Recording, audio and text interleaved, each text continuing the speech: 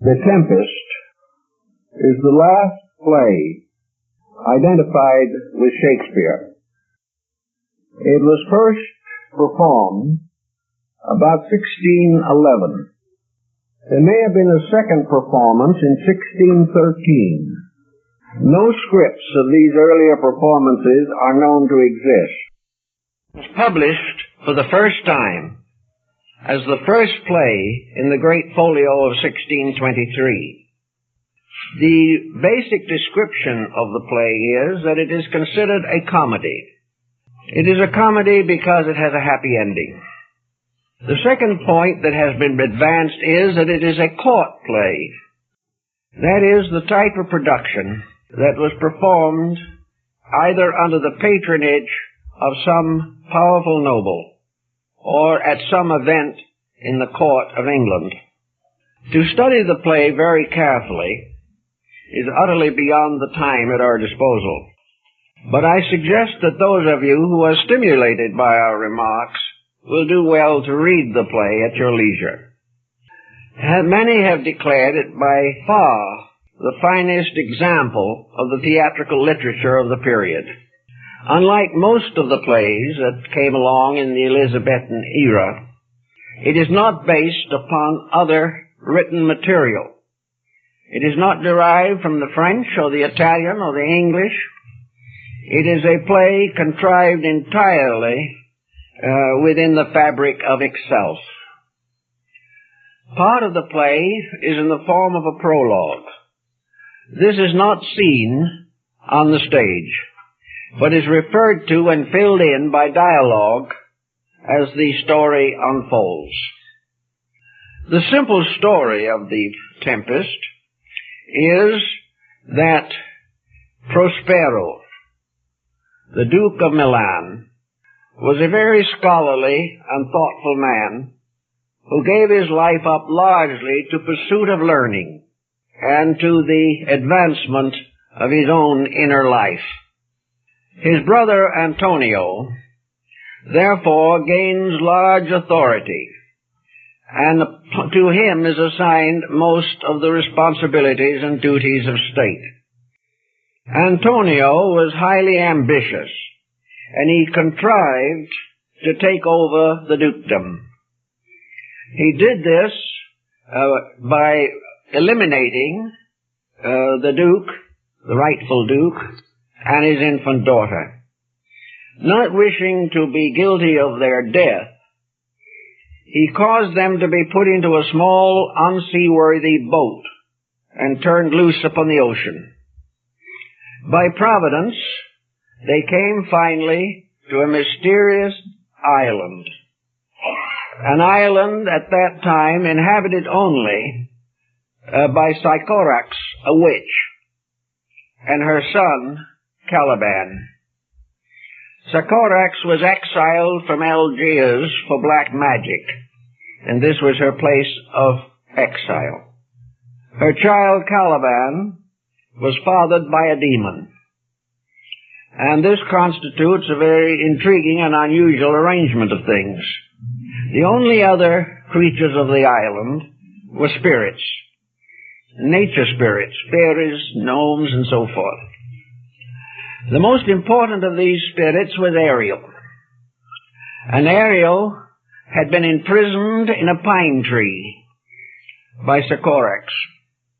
And there he remained until later Prospero released him.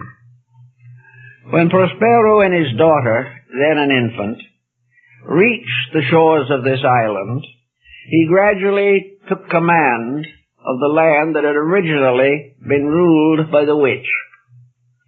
As a result of this, of course, he came into conflict with Caliban and had considerable trouble subduing him. He was never able, however, to redeem or reform his nature, and Caliban remained a strange, monstrous creation.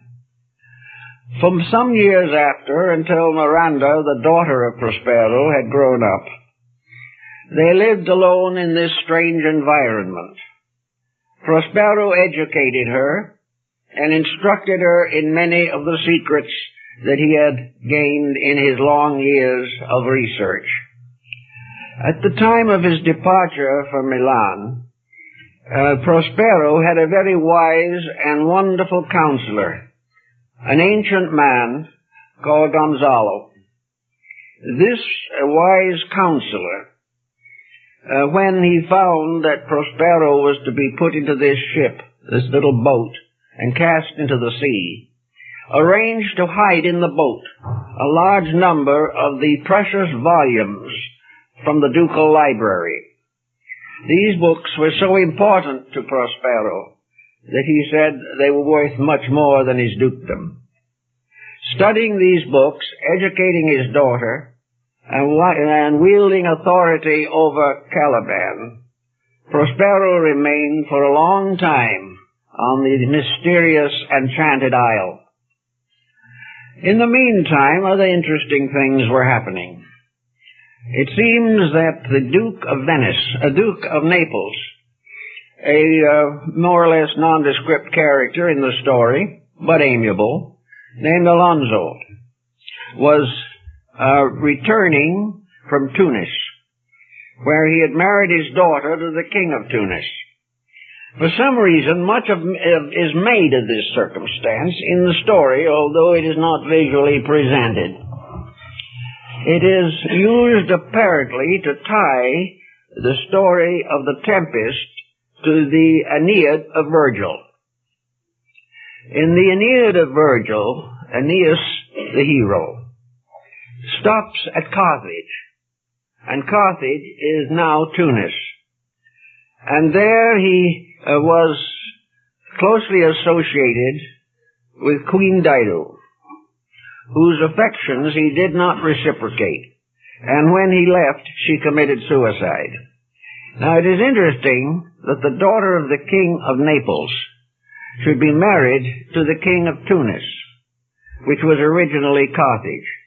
And there are several lines thrown in for no important reason, obviously, in the second act of The Tempest, in which this point is hammered in with a tremendous amount of vitality. Now it seems that in the times with which we are concerned, Prospero had become master of magic arts. He had also a magic cloak, which made him invisible whenever he so chose. He had a magic staff with which he could draw the circle of his enchantments. And he had his book, the precious volume of all those that he had received from Gonzalo. And at this point, the prologue ends. Now, Prospero has the enchanting ability to create illusions and delusions. And in the pursuance of his art, he contrived a method of revenging himself upon Antonio. He caused a great tempest to arise and founded the ship on which Alfonso was returning from Tunis on the shores of the Enchanted Isle. This is an interesting point for the reason that it is all an illusion. It was something conjured up. And when as we go into the story further, we find that there was nothing wrong with the ship. Nothing happened.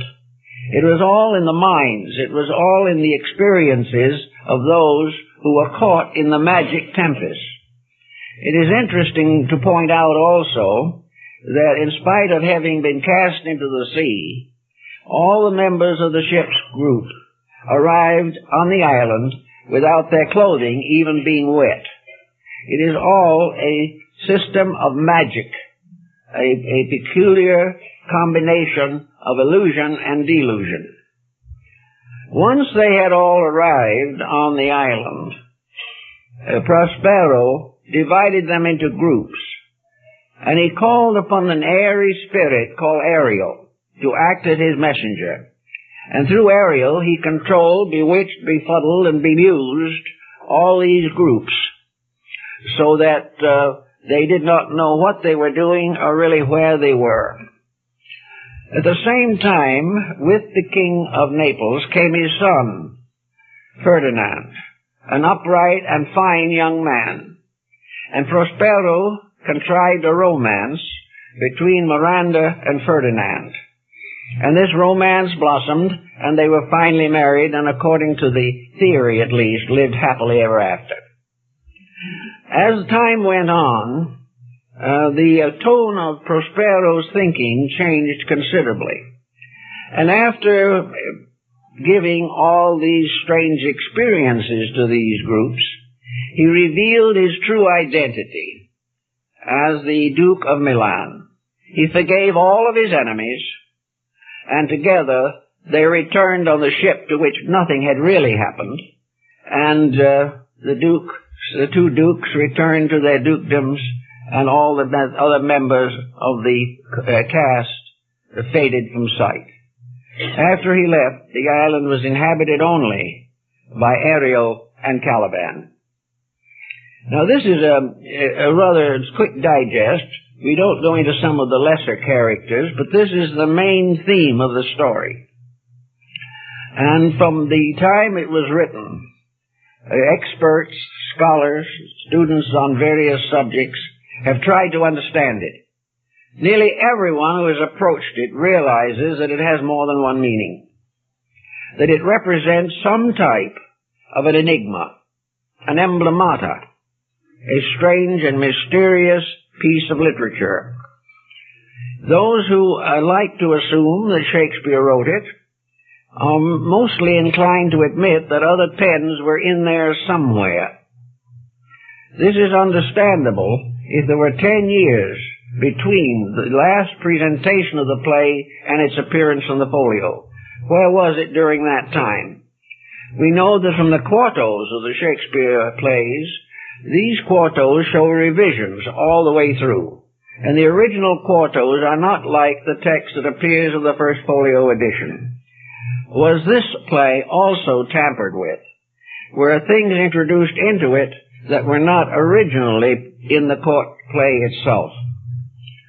Now, as we approach the subject, we realize that there are two immediate interpretations possible. The first is that the entire play deals with the theater. The fact that many of these plays involve the theater and make certain philosophical opinions about theater causes the scholar to give a moment's pause. For instance, the lines, "The world's a stage, and men and women only actors on it. They have their exits and their entrances, and each one in his day plays many parts." Now, this is theater, but it is something more than that. It implies the theater of the world. In Hamlet, we find the Prince of Denmark remarking, "The play's the thing with which I'll catch the conscience of the king." Play acting within play is not uncommon to the literature and theater of that period. Now, if we wish to assume that it is a play, and a play only, then nearly everything in it is explainable in terms of a kind of natural magic, which is called stagecraft. Of course, it is obvious that in the first scene, where the ship carrying Antonio and the other members from the coast of Tunis, it is obvious that if this is on the stage, no ship sank. No one was thrown into the water. No one swam ashore. No one had his clothes wet, because there was no water. It was all a contrivance. It was all stage management. It was all the work of careful scenic description and fabrication. If this be the case, there is an interesting line in the Tempest, in which it is mentioned that the globe itself, the great globe itself, shall be dissipated, shall be lost. And this globe, of course, reminds us that the principal theater in which the Shakespearean plays were produced was the globe theater. So now we have a globe that could either be the earth or the theater. If we wish to assume it to be the theater for a moment, then we understand why the whole subject, the whole play, is an insubstantial fabric of a vision. That it represents a dramatization in which various characteristics of human nature are carefully discussed, unfolded, and given their proper emblematic place in a very unusual plot setting. This also brings us to the next situation that we have to consider. Presuming that it is not merely a play tied to theater, then there might be other possibilities. We know that originally theater was sacred, that it was part of the great cult of Dionysus, and that within the fabric of the theater were produced the initiational rituals of these particular rites. We know also that all this pageantry was keyed to meaning, that every figure in the story had some part in the great story of human unfoldment, that it was not simply a fictional thing, but a kind of mandala, suitable to meditation. And this is certainly true of the Tempest. Now, the next possible interpretation must cause us to pause for a moment and orient the play in time and place. These are very important factors, for everything that descends to us from antiquity is in some way bounded by time and place. Here we have, for example, the problem of what was the Tempest that might possibly have brought this whole picture into focus. Several have decided that the most likely answer to this is that the Tempest was the Protestant Reformation. Now, this was a tempest that swept Europe. It originated with the development and release brought about in religion by Martin Luther. It is very interesting, just in passing, that the crest of Martin Luther was a rose. Within the rose, a heart, and within the heart, a cross. This, incidentally, was the device of the Tudor family, not German. And on the casket of Queen Elizabeth, the symbol of the Tudor rose is identical with that of Luther's crest. This rose also occurs in many different forms and values and has been gradually linked with the idea of Rosicrucianism. There was something happening back there that was causing a considerable stir. Now, the Protestant Reformation was really the dividing line between medievalism and the modern world. By means of this Reformation, the power of the clergy and of the nobility was sharply curtailed. This is the key to a great deal of our story. The Protestant Reformation liberated the possibility of the individual developing a new point of view concerning the world in which he lived and his relations with his fellow human beings. Probably the greatest product of this Reformation, which is clearly indicated, is Bacon's Novum Organum. Bacon has been declared to be, in a sense, the founder of the modern world, in the sense that he was the one who brought together all of the wisdom available to him and fashioned it into a new system of human thought.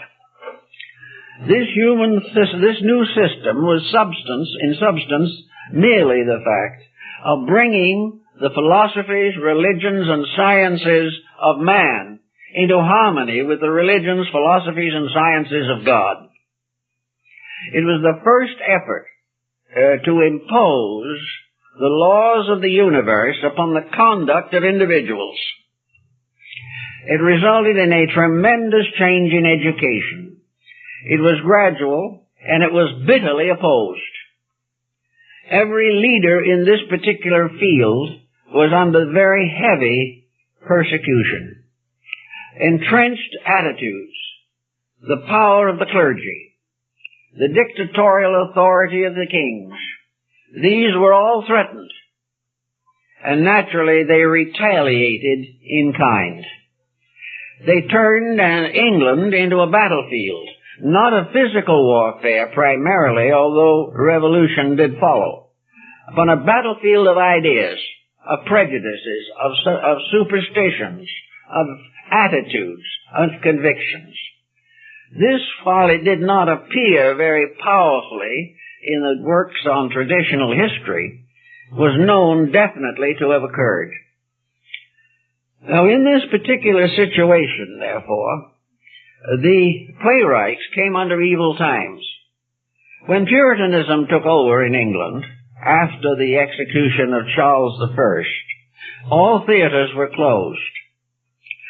Actors were forbidden to perform and were persecuted as individuals.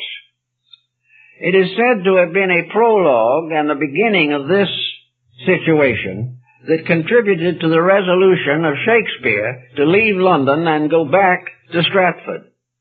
In those days, the journey from London to Stratford was so long and difficult that it promised practical immunity from the pressures of political change. In this particular phase of the matter, then, we have the dawning of a new era. We have a new power rising up, a power of liberation, of humanism, and of transformation. Now, as we know today, we are in a similar critical period, a period in which factionism becomes intense, a period in which clinging to the old and attempting to escape to the new may often become a mass of bloodshed. We are in such a critical moment as was there nearly 4 centuries ago, when the Protestant Reformation really swept away the divine right of kings. This change, as in the present time, was really a tempest. We are in a tempest now, right here in our own world. We are in storms which are both natural and man-made. Climate, weather combines and conspires. Earthquakes shake the earth. This is indeed a time of great confusion. A somewhat smaller, but somewhat equivalent condition existed in England at the beginning of the 17th century. At that time, the great conflict to cling to the old or to go to the new was a dominant factor. We know the universities were opposed bitterly to change. So was the clergy.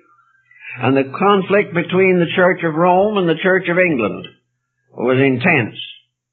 It was a time of great strife, but in it was the seed of a new way of life. This seed appears in the Tempest in the words of the old counselor Gonzalo. He describes a new way of life, a new world, a new concept of existence, in which there should be no war, no crime, no tyranny, that the individual would not be burdened with the labors of peasantry beyond his natural control, that man should return to the contemplation of nature, that he should therefore realize that he has been given a world that can support him and take care of him and give him all the needs and many of the luxuries of life, if he will cease his competitions, if he will overcome his arrogance, and will dominate for a little while at least his instinct to advantage and ambition. In other words, Gonzalo states the very basic story, which has also been associated with Bacon's New Atlantis, and in turn with the shipwreck of Sir George Soma on the Bermudas. All these things were part of a picture that dominated the minds of people at that particular time. It was obvious that such a concept could not be put on the stage. It would have been enough to condemn to death anyone who would outwardly and frankly discuss the matter. Everything had to be done in secret. Now, in this particular case of secrecy, we discover, for instance, that Prospero, in the story, has 3 priceless instruments which he values, but which in the end he casts aside. The first of these is his magic cloak.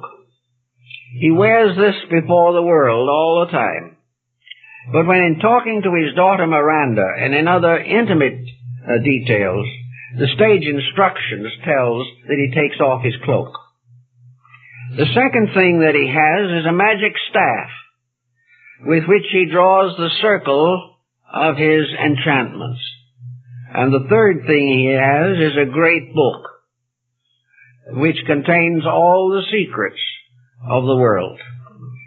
Now, if we say, for example, that Prospero represents the new order and perhaps veils the personality of Bacon himself, then we can begin to understand the magic cloak, which he takes off and puts on. When Prospero wore it, he could make himself invisible at will. When he took it off, he was visible again. Now we can rather equate this with the idea that a great part of the work of this new order of things was done in secret. Many books were written without names. They were cloaked. They were concealed. In other occasions, we find that the magic cloak allowed him to move invisibly in a world of his own, a world of secrecy. For that is the real meaning of the magic cloak, secrecy. Now he had a staff, and this is very cute, and most people probably haven't even thought of it. What is a staff? It is a stick you lean on. No one questions this. But a staff is also an establishment of people working towards a common end. We have the post office department with its staff. We have the police department with its staff. The staff becomes a symbol also of a group. Now, if we want any further inclination in this direction, we remember that with the staff, he drew his magic circle. What is a circle? A circle is also a group of people gathered together under some particular purpose for considerations and purposes considered to be important. We know that at that time there was a circle of poets and playwrights and actors, and that these were the closest friends that Lord Bacon had. We also then come to the book. And at the end of the play, Prospero cries, "And deeper than did ever plummet sound, I'll drown my book." Drowning is a symbol of concealment. So that the concealment of the book, or the placing of it where it is inaccessible, is also part of the original plot and story. Actually now, then, we have to consider a little bit the political system and the situation it involved. The Baconian theory of philosophy and science is based upon experimentation, observation, and tradition. Bacon's outward texts emphasize all of these points. The entire theory is that man shall no longer follow the dictates of other men, that he shall no longer derive his authority from the past, or from that, for that matter, even from the contemporary. The individual, the scholar, must gain his authority by observation of facts. This involves experimentation, laboratory techniques, and everything that it is possible for the individual to learn. He also implies in this the foundation that was later to be enveloped by the cloak of the Royal Society, namely the exploration of all parts of the earth, to know more about their people, to know more about their natural resources, to find out about their flora and fauna, to determine their characters and their nationalities. It was also a continual program of research into man, the circulation of the blood, the development of the new concepts of astronomy by Copernicus and Galileo. All these things were part of a great pattern which had as its primary objective human improvement, but produced in the course of its development a great amount of human confusion. To finally change the basis of knowledge from tradition to living fact was the great Tempest, the transformation that was so greatly to be desired. Now, in this particular instance, we realize from the study of Bacon's writings that they divide definitely into three groups. The first group, composed of the Novum Organum and other elements and sections of the advancement of science, were limited largely to the outlining of an infallible pattern for the advancement of knowledge.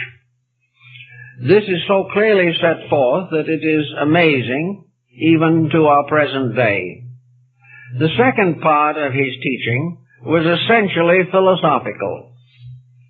And in this area, he gives us a great many interesting patterns, constant references to classical thinking, and of course his wonderful little book, The Fables of the Ancients. He shows his philosophical insight sufficiently in his outward writings to be included among the great philosophers of Europe. His third part was religion. And while it would appear that a scientific advancement might result in the retarding of religion, this was no part of Bacon's plan. Bacon himself declares on a number of occasions that he is a faithful child of the Church of England. He also left to us his essays, which are among the finest moral and ethical documents and one of the greatest pieces of English literature. In a less well-known category, Bacon has left us a group of prayers addressed to deity, prayers that reveal him as a humble, penitent person, seeking only the common good and desiring only to obey God. These prayers have been declared by scholars to be probably the finest religious documents of the modern world.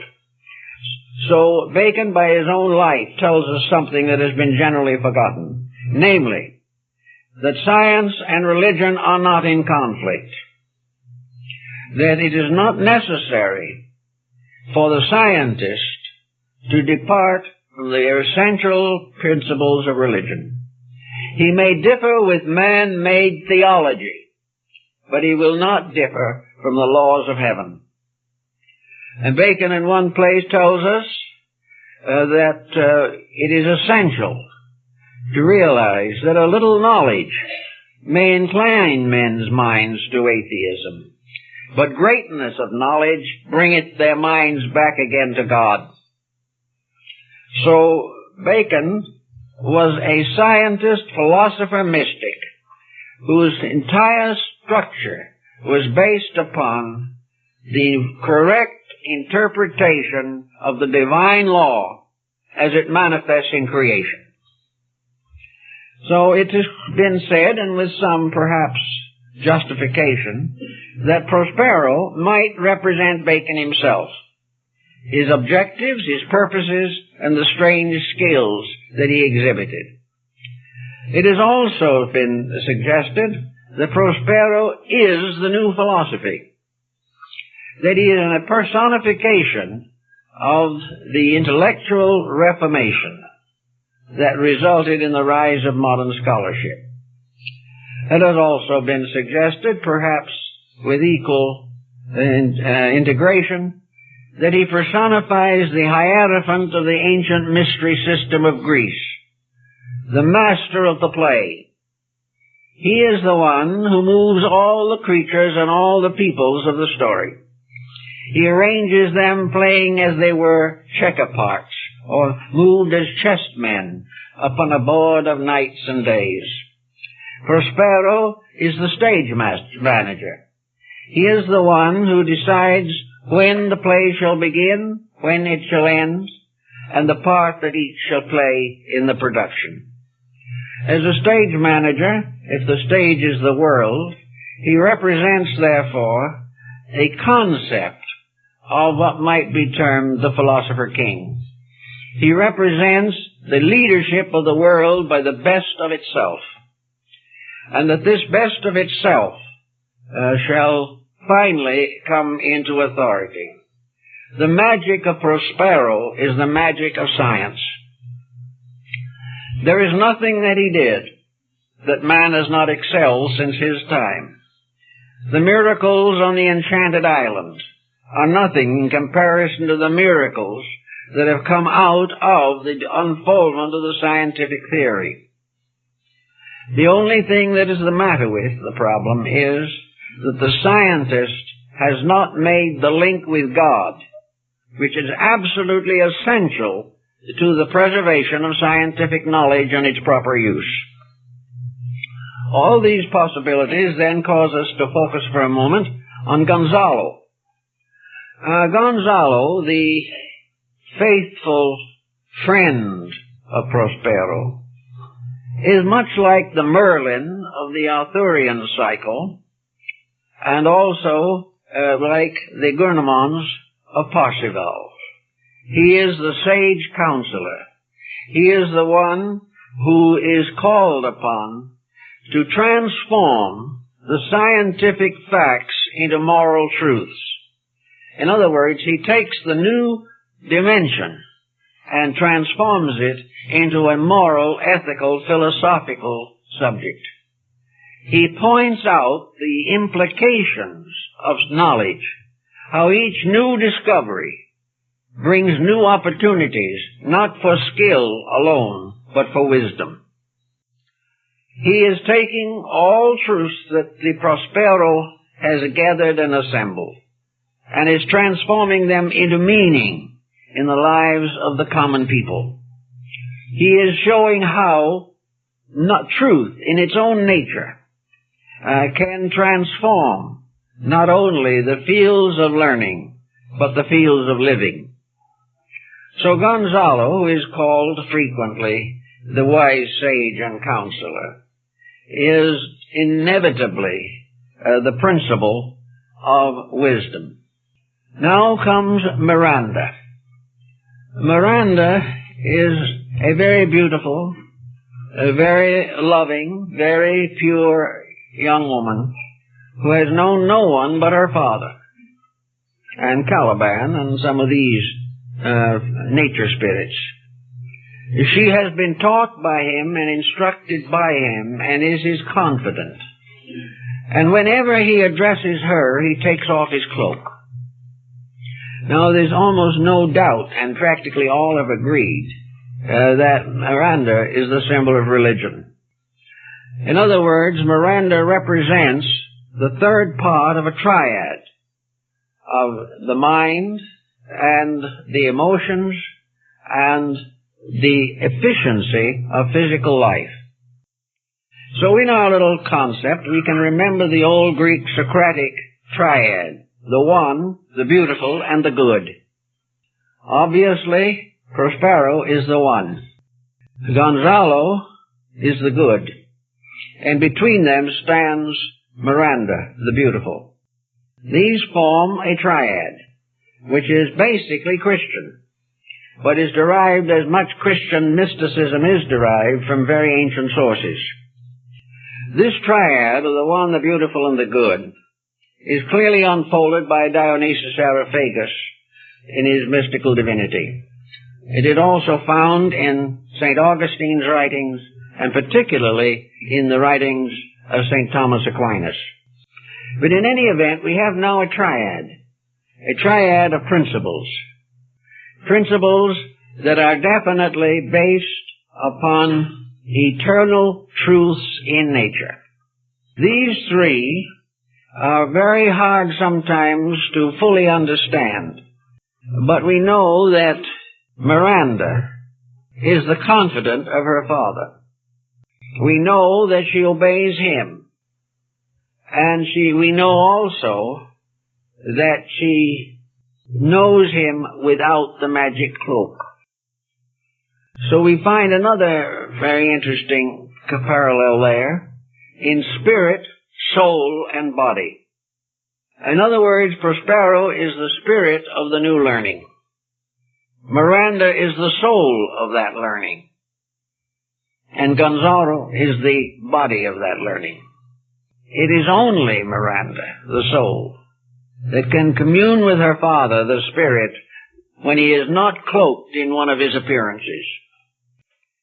She, by her own intuition, receives his instruction, and he is always in communication with her. And the close association of spirit and soul is very beautifully and tenderly developed. And the supreme cloak which conceals the true purpose of God is the world, the whole of nature, all of which is the garment of divinity.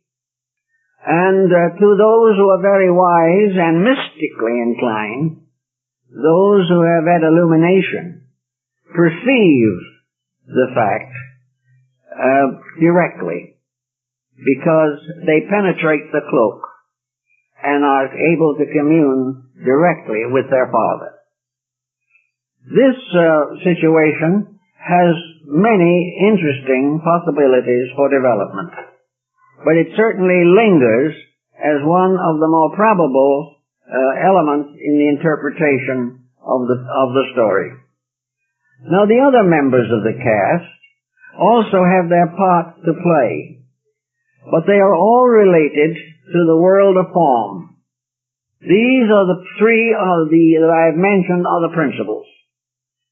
The others are the manifestations of these principles through use or abuse.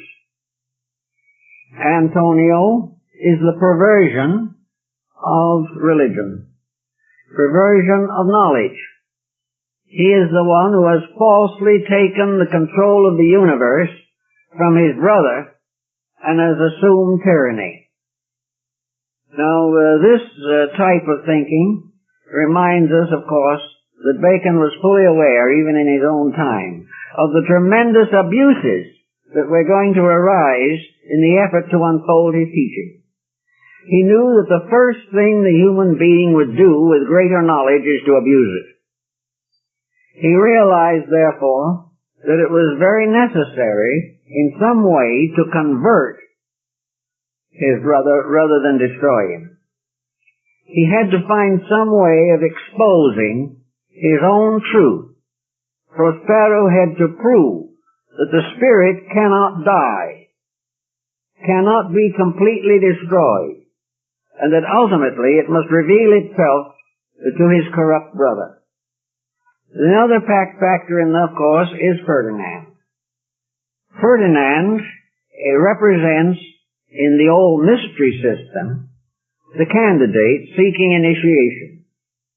In other words, Ferdinand is by nature an honorable person. He was the first to leap into the sea from the ship in the delusion, which indicates that he was courageous.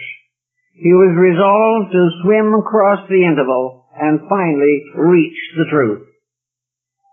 Ferdinand, naturally, and undoubtedly with the contrivance of the stagecraft, actually becomes enamored of Miranda, who represents his own soul. Miranda is the blessed demoiselle of Rossetti and is the wonderful, mysterious Beatrice of Dante. She represents, to Ferdinand, the principle of love, the principle that love must be part of the great triad. For the problem of virtue lies in wisdom, love, and integrity. these principles bring them together, and Ferdinand becomes inevitably the bridegroom in this apocalyptic fantasy. Most of the other characters have been introduced primarily for the purposes of a court mask. The sailors with their robust humor and the other individuals involved have very little real significance in the play. They are used most often to tell some part of the production that is not shown. Caliban, however, does come in with considerable force. He is described as a monster, and when Prospero tries to teach him to speak, Caliban says all he has learned is to swear better. He is able to curse more grammatically. Now, Caliban obviously represents in the field of knowledge not only natural ignorance, but a kind of depravity. Caliban is materialism. He represents the power that is constantly attempting to justify its own angers, hates, fears, and appetites at the expense of the new way of life, the new order of learning. Caliban is the inevitable result of the increase of skill without the increase of integrity. Actually, Caliban attempts to assassinate Prospero. He attempts to destroy wisdom, because wisdom is an appetite he does not know how to satisfy. He wants to destroy the thing that interferes with his right to be wrong. He wants to use all of these skills that have been part of Prospero's magic simply to advance his own animalistic tendencies. Materialism, therefore, declares war against integrity, against the new order of learning.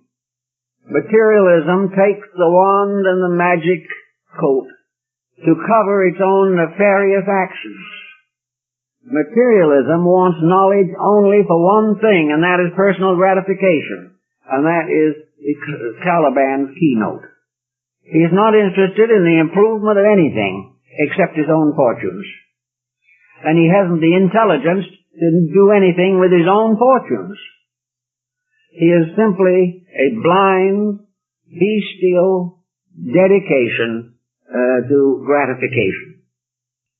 In this instance also, we have a little thought for Ariel.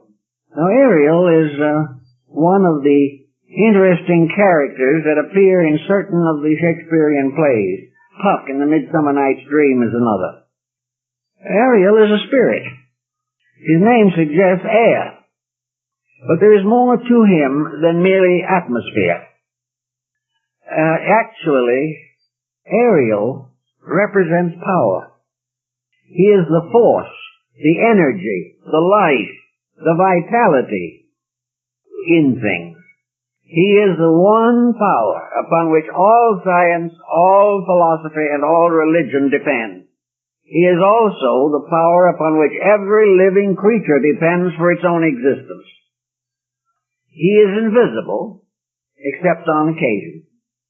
He is also a little rebellious against the bondage to Prospero, and he is constantly urging for Prospero to let him free or set him loose from the control of Prospero's magic power. There we have force, and we have a modern counterpart for this situation, power. Someone once asked Steinmetz what the universal principle was, and he replied instantly, power. The mysterious power, not the kind that is tyrannical, but the power that activates, the power that becomes the moving and living force behind all life. He is the messenger. He carries out the orders. He is subordinate to Prospero, but he flies about the world in the twinkling of an eye. and almost travels as fast as modern television or these different international communication media. He goes where he pleases. He can be fire in St. Elmo's, fire on the masts of ships. He can do all kinds of things. He has innumerable appearances. But always he is begging Prospero to set him free. Now this can be given quite an interesting interpretation. We are now having a little trouble with our nuclear installations. We are a little afraid of them. We suspect that we are doing things that we don't understand. And what is this nuclear rebellion which is cutting down or shutting down so many of these plants? It is power seeking to be free, to do as it pleases, and man variously imprisoning it, variously directing it or misdirecting it. In the Baconian theory, power is a manifestation of the divine will. Even Schopenhauer comes pretty close to that thought. Power is the ability that does everything.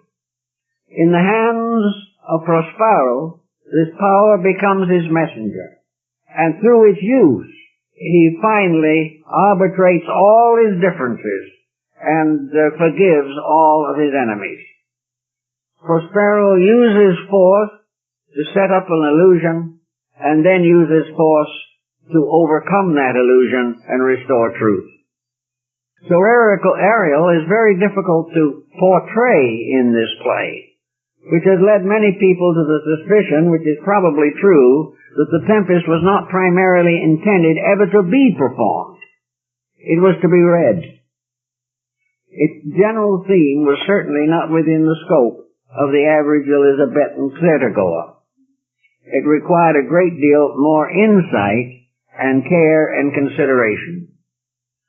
Now to go back again to some of the earlier points. The play has, I feel, an astronomical foundation also. And it is founded not upon the Copernican theory, but rather upon the ancient system of Ptolemy. For all religions of the ancient world were finally summarized in Ptolemaic astronomy. It became the skeleton on which all the different draperies of belief were hung. They all obeyed and agreed with this essential principle. So that it's quite possible and proper to see how this would cooperate with our general discussion. Those of you who are familiar with the geocentric system of astronomy, which was the system endorsed by Ptolemy and prevalent until the 17th century, this system placed the Earth in the center of the solar system. And by the way, the solar system and its old drawings and figures makes a perfect magic island. The solar system is a magic island. It is an island floating in the sea of space.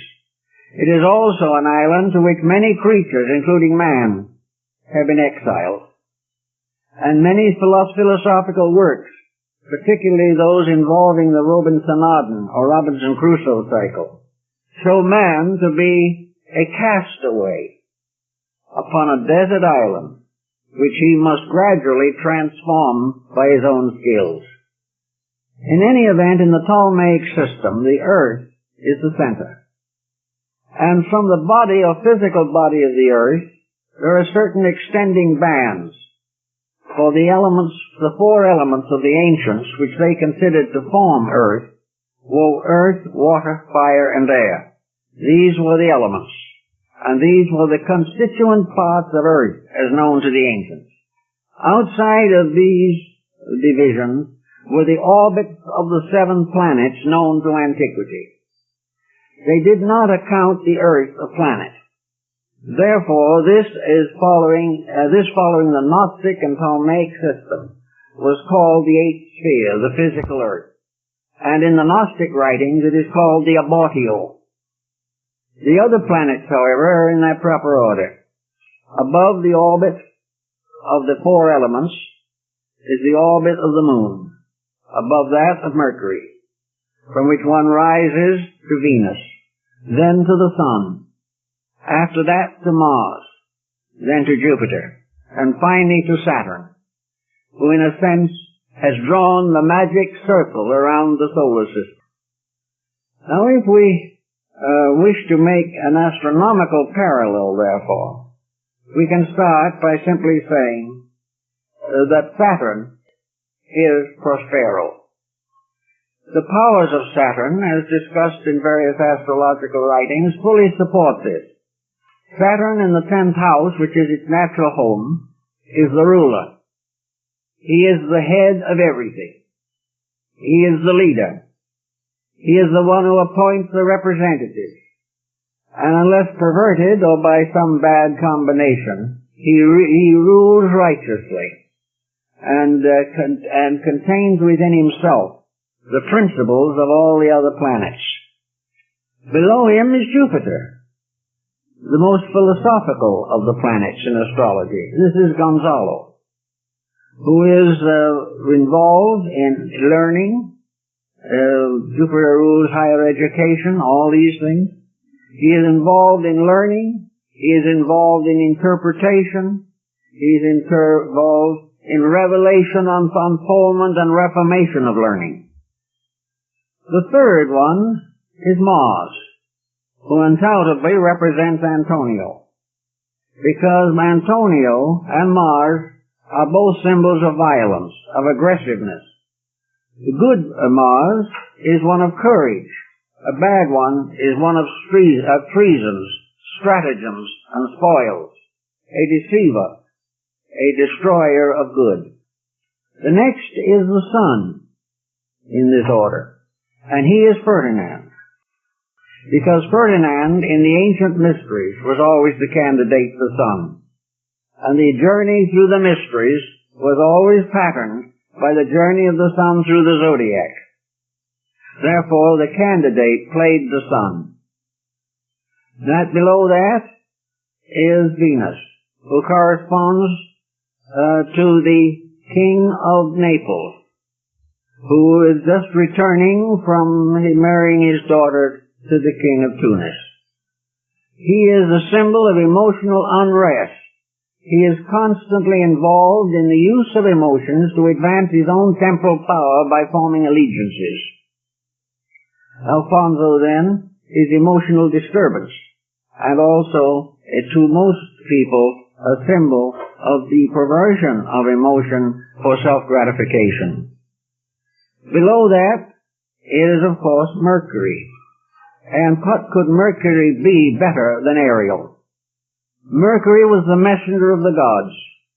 He was Prospero's messenger. He was the communicator that bound heaven and earth. He was the brilliance of the quick mind, but he was also the mysterious power of vitality. Therefore, Mercury was a kind of universal agent, perhaps the same agent that Paracelsus called Azoth. That which a man can possess it will make him able to go everywhere, be everything, and do everything within the boundaries of his philosophical understanding. The moon, of course, is Miranda. And here we have another very interesting symbolism. For the moon is the mother of the mysteries. She is the great Isis, whose veil no man can lift. She is the Mater Deorum, the mother of God. And in the Greek, she is Rhea. In Christianity, she is the Madonna. Therefore, she properly represents the moon. Now, there's an interesting point in this that perhaps many people haven't noticed, and that is that we have a touch of alchemy thrown in on us at this point, as a means of establishing something that might otherwise be difficult to understand. For in alchemy, the great work is accomplished by the marriage of the sun and moon. So the happy marriage of Ferdinand and Miranda represents the philosophic union. It represents that union within consciousness itself, by which all living things will dwell together in happiness forever. The Chinese have exactly the same thought in their cinnabar alchemy, for they also refer to the medicine of the sun and moon.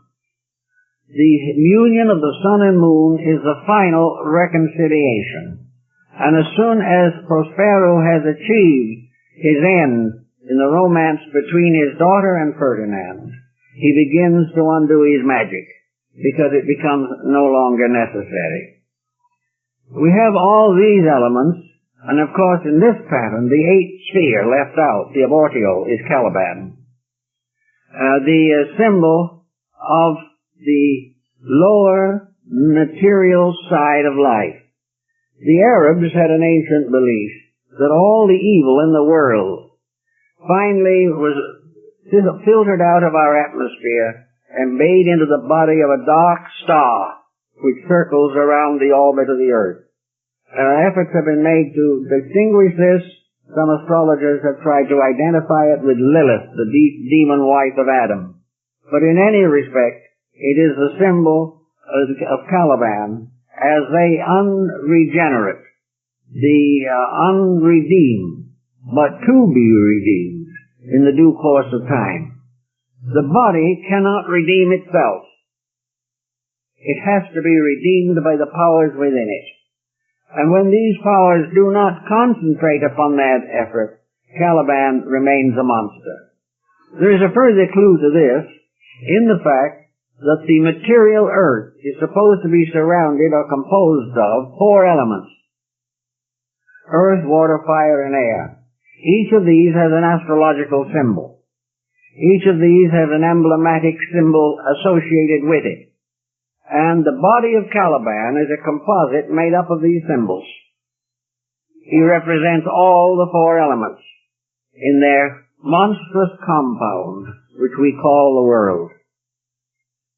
Now, as we think a little deeper into this thing, we come against something else that's rather confusing but intriguing, and that is the Hermetic axiom. That which is above is like unto that which is below, and that which is below is like unto that which is above. This is said to have been inscribed on the emerald tablet found by Alexander the Great in the tomb of Alexander, in the tomb of Hermes.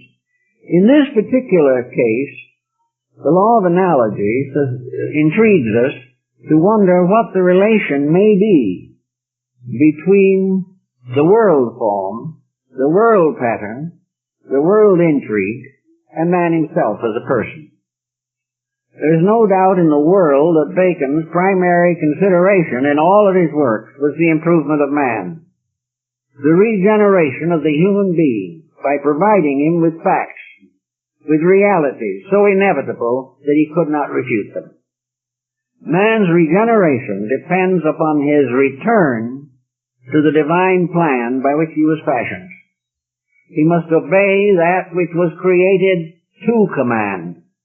He must be part of a plan in which principles are immutable, and the individual can never be free except by obeying.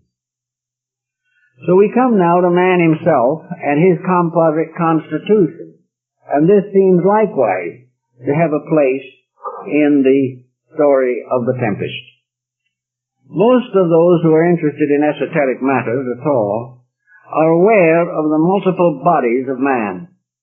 They are aware of the auric field in which abide the principles of life, and also the seeds of the various lower vehicles which involve the lower mind, the emotions, the vitality, and the form.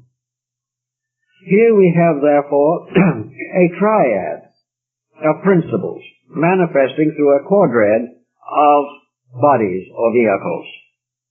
This is very much in line, for here we find Prospero, the spirit, the highest part of man's constitution, by which it is one with and indivisible from the universal spirit.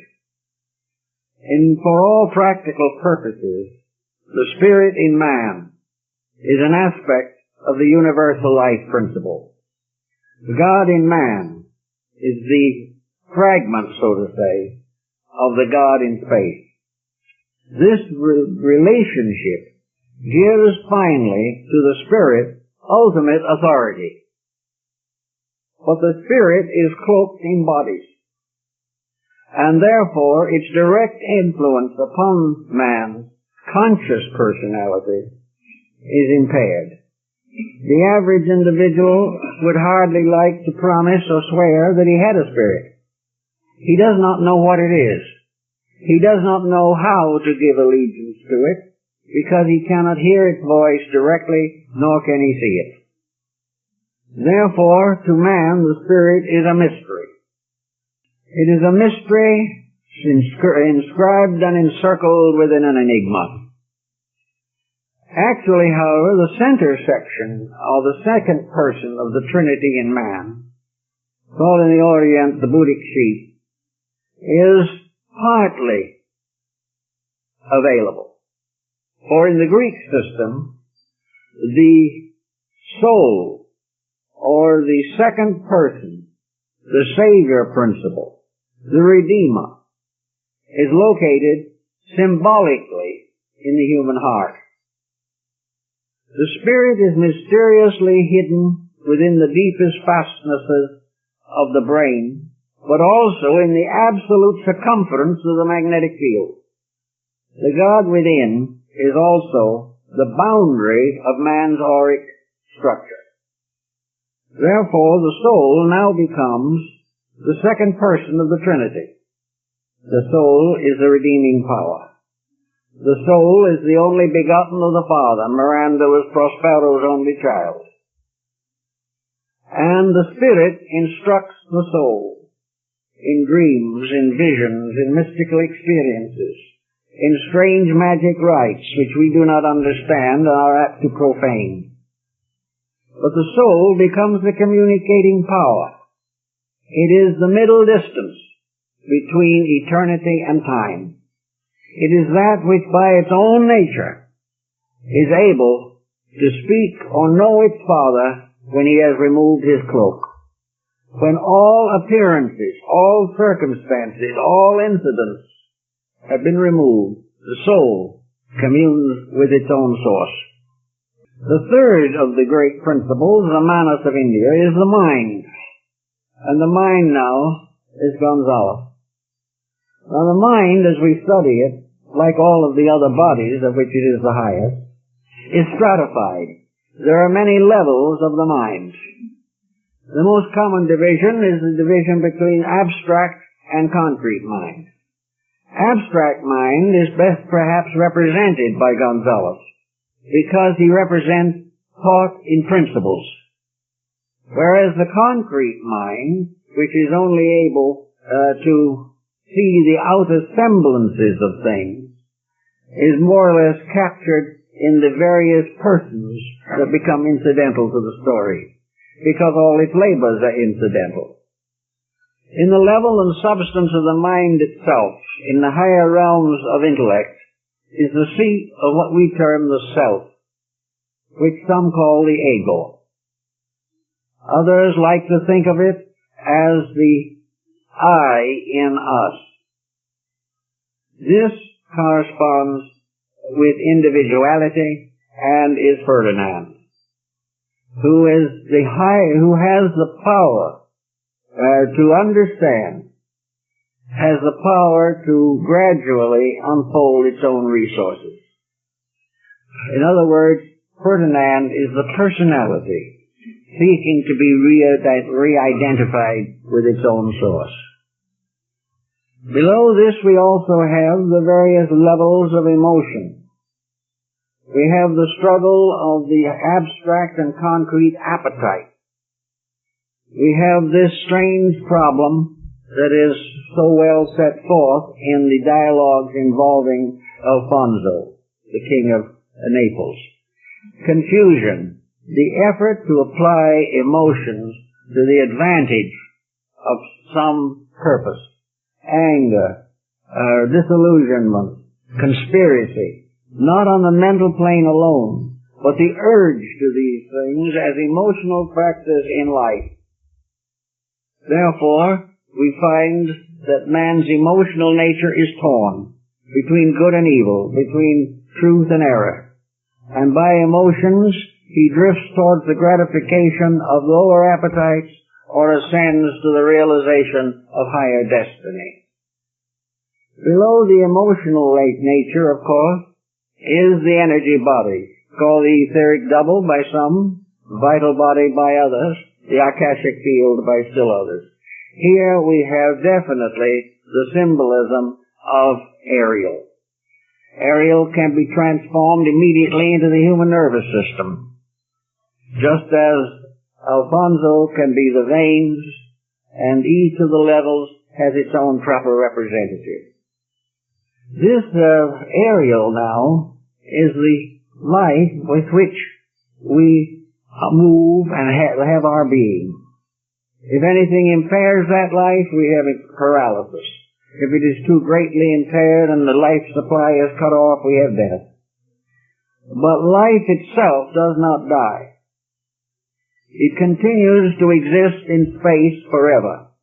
But the vital body of man is the link between the two higher bodies and the physical form. If this link is disturbed, then sickness of various kinds steps in. And it was one of the Paracelsian axioms that most diseases originate not in the body, but are transferred to it by abnormalities in the magnetic field. But Ariel, bright as he is, also vitalizes the other bodies. He vitalizes the emotions. He vitalizes the mind. But he only serves Prospero. Now, in the vitalizing of the various aspects of life, which he has as his peculiar promise, he also is trying to be free. He wants to be liberated from the control of spirit. This is an appearance rather than a fact, because he is actually the energy of spirit itself. Prospero tells him that in due time he will be free. Now, the free use of energy is its proper use.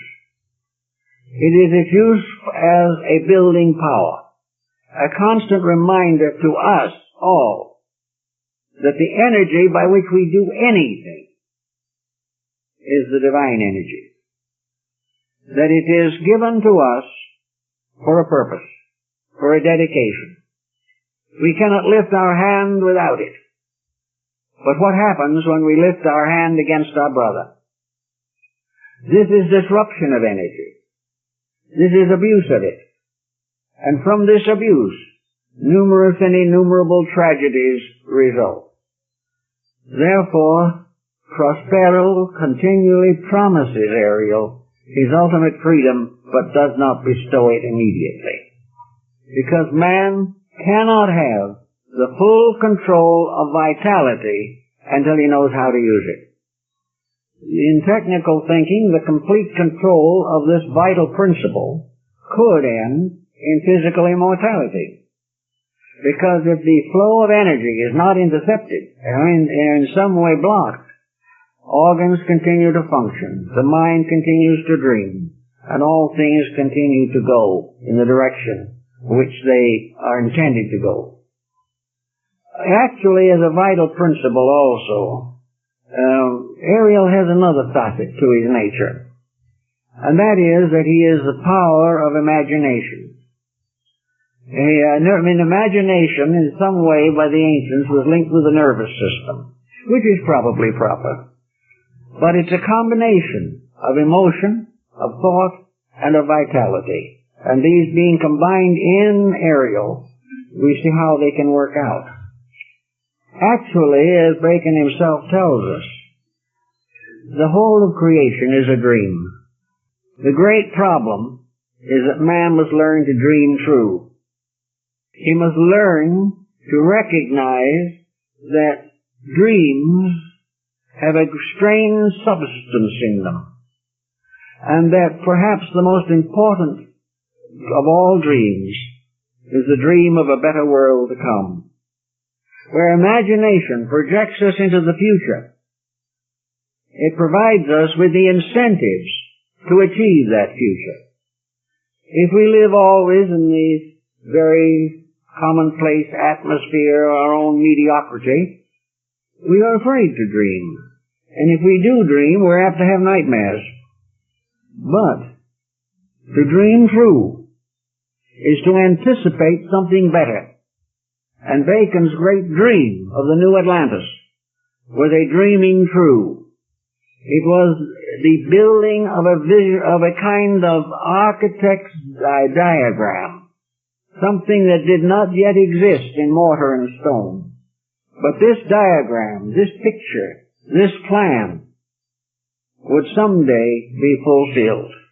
And it is thus with the great dreams of mankind. Our sages, our saints, our scholars, our mystics, all together. They are the ones that are dreaming of the solutions to things. Now, there's not enough of that dreaming today. We are all locked in the immediate. We are afraid to think of tomorrow. And we do not want to remember yesterday. But actually, to look forward to something greater and something better is absolutely necessary to us. Bacon could imagine what was going to come, but he could only lay the foundations. And each of us, each nation, each individual, each generation has to build a solid foundation under its dreams, its visions, its hopes, its dedications. It must build and count much on the substance of things unseen, because it is within ourselves, in our own inner lives, that we are the architects of the world's future. So if you put all these things together and make a kind of a picture out of them, I think you can read the Tempest and get a good deal more out of it, because whoever wrote it was very, very wise, and had a skillful knowledge, not only of the times in which he lived, but of the future. He was certainly a scholar, a scientist, a philosopher, a mystic. And he also had the skill to put these factors together to form an imagery. And when the play is finished, then Prospero comes out and makes his little epilogue. The curtain goes down. The scenery changes, and the whole drama ends. But before it ends, the reconciliation of the conspirators, the happy union of Ferdinand and Miranda, and the fact that the ship that they thought had been sunk hadn't been sunk at all, and they all gathered on it to go back to their homelands. Each, therefore, went back to his own place, each a little wiser, each a little better for the experience. It is called a comedy because it all ends well. And that is the comedy of life. For somehow, inside of ourselves, in spite of our doubts and apprehensions, there is a realization that comes to us from our own souls, planted there by the great magician of them all, God, planted there to assure us that in the end all will be well. And this is really the idealistic summation of this very extraordinary play.